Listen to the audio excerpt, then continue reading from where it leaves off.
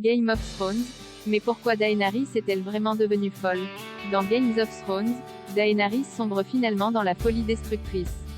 On revient sur les raisons de cet élément qui fait débat.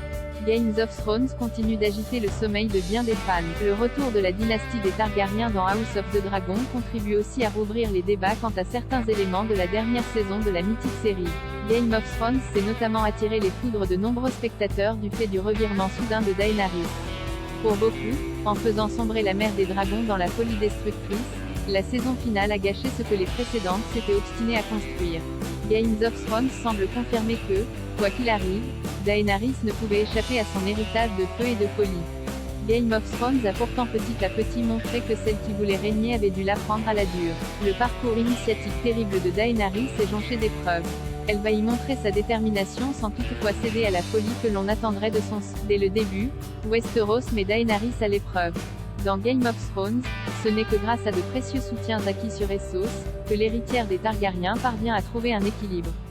Cependant, à son entrée à Port-Réal, Daenerys a quasiment tout perdu. Viserion, son propre enfant, Jorah Mormont, son plus fidèle ami et finalement Missandei, une quasi-sœur, lui tout s'était enlevé.